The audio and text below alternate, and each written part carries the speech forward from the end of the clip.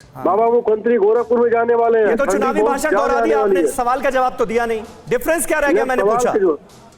Difference कुछ नहीं रहा, मैं ये कह रहा था कि कुछ नहीं रहा ना, ये मुख्यमंत्री को ऐसे अमर्यादित भाषा बोलने का। रफीक अंसारी को इजाजत है, रफीक अंसारी कह सकते हैं कि देखिए हिंदूगर्दी, भले इससे पोलराइजेशन होता है। हिंदूगर्दी पोलराइजेशन कुछ नहीं होता। अच्छा, हिंदूगर्दी से पोलराइजेशन नहीं होता है। हिंदूगर्दी का मतलब क्या है? यही तो समझ रहा हूं, समझा नहीं पा रहे कि जो धर्म, हम समझा तो रहा हूं, बता तो रहा हूं कि जो धर्म के नाम पे हमको आपको लड़ाना चाहते हैं, तो ऐसे मुस्लिम गर्दी कह सकते हैं सर आप? लड़ाना चाहते हैं कि केवल हिंदुओं के लिए अप्लाई होता है, दूसरे धर्मों में भी अप्लाई होता है? नहीं तो इनका ये शांत कराए ना। अच्छा, वो एक धर्म विशेष को लेकर जिसपे पोलराइजेशन हो जाए, जहां से सूट कर रहा है आपको। पोलराइजेशन क्या? जी जी, जैसे वो उधर कह रहे हैं 80-20 और धर्म के नाम पे। विक्रम सिंह, ठीक है सर, समझ गए विक्रम सिंह साहब, ये 80-20 हिंदू गर्दी या बाकी शब्दों का इस्तेमाल करना, क्या ये मजबूरी हो गई राजनेताओं की? और जिस तरह से शब्दावली का इस्तेमाल किया जा रहा है, क्या ये चुनाव जो खास तौर पर इस बार हो रहा है, ये आपको दिख रहा है कि दोनों तरफ से कोशिश हो रही है कि जितना ज्यादा गंदा बोल सको उतना ज्यादा पोलराइजेशन होगा, जो ज्यादा गंदगी फैला गया वो शायद जीत जाएगा? शबीर साहब, आपके मैं मुबारकबाद देना चाहूंगा टीवी 9 को। जी विक्रम सर, आवाज आ रही है? जी आवाज आ रही है? जी जी सर। कि ये बिंदु निहायत आपत्तिजनक है कि इस तरीके के बिंदु उठाए जाएं।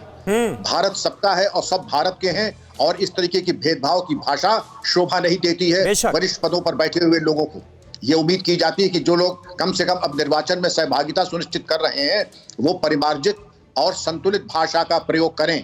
इस तरीके के गैर जिम्मेदाराना बयान, इनका कोई स्थान एक सभ्य लोकतंत्र में नहीं है, और मैं उम्मीद करता हूं कि इससे परहेज करें, क्योंकि सभी राजनीतिक दलों का संविधान के अंतर्गत ही निर्वाचन की प्रक्रिया में सम्मिलित होना सुनिश्चित किया जाता है। और उसमें यह कह देना कि ये हिंदू गर्दी और 80 और 20 और इन सब चीजों का इनका क्या मतलब है, मैं अभी तक समझ नहीं पाया हूं, ना मैं समझना चाहूंगा। नहीं विक्रम सर, लेकिन जब ऐसे बयानों पर खूब तालियां बजती हैं, सोशल मीडिया पर वायरल होते हैं, समर्थक प्रचार करते हैं, तो क्या लगता है नहीं कि ये जनता की मांग भी एक तरह का सुझ जा रही है? एक जो पोलराइजेशन की बात उच्चार रहे हैं, वो मैसेज फैल रहा है। देखिए, ताली के ऊपर अगर हम निर्णय लेंगे अपने शब्दों का चयन, ये बड़ा खतरनाक वो होगा। मैं 4 जुमले कह सकता हूं और मेरा नागरिक अभिनंदन हो जाएगा, लेकिन समझ लीजिएगा कि इस क्षेत्र में आग लग जाएगी। एक जिम्मेदार और वरिष्ठ नागरिक होने के नाते और तथाकथित शिक्षित होने के नाते, महत्वपूर्ण बात आपने कही है, उस जिम्मेदारी का एहसास होना चाहिए नेताओं को, खास तौर पर वो नेता जो संवैधानिक पदों पर आसीन है, शिवम त्यागी, उनको इस जिम्मेदारी का एहसास ज्यादा होना चाहिए। मानते हैं आप?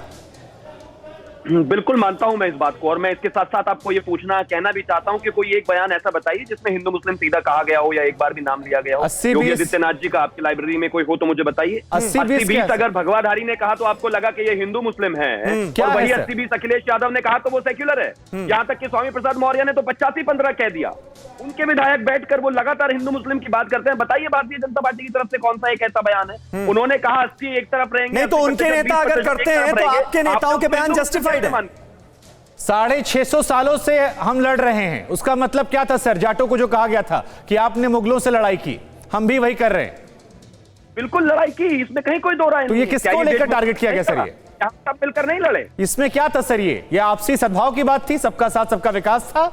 नहीं तो इसमें हिंदू मुस्लिम कहां नजर आता है आपको? मुझे बताइए ना, मैं सुनना चाहता हूं। अरे बयान ये है, सुनिए। और जो गर्मी ठंडी करने की बात थी, गर्मी किस बात पर, किस परिप्रेक्ष्य में कहा गया? जो बैठकर जिस तरीके से नाहिद हसन की कॉन्स्टिट्यूएंसी में उनके लोग बता रहे हैं कि यहां पर जाट 24,000 हैं और हम 80,000 हैं, देख लेंगे, ये है हिंदू मुस्लिम का बयान। चलिए ठीक है, आपके सारे दाग अच्छे हैं, विरोधी दल के दाग जो हैं वो बुरे हैं। कुल मिलाकर जो रिएक्शंस नजर आते हैं ऐसे मसलों पर, जब भी आप चर्चा कीजिए अलग अलग पार्टियों के, वो ये साबित करते हैं कि हमारे राजनीतिक दल अभी भी इंट्रोस्पेक्शन के लिए तैयार नहीं।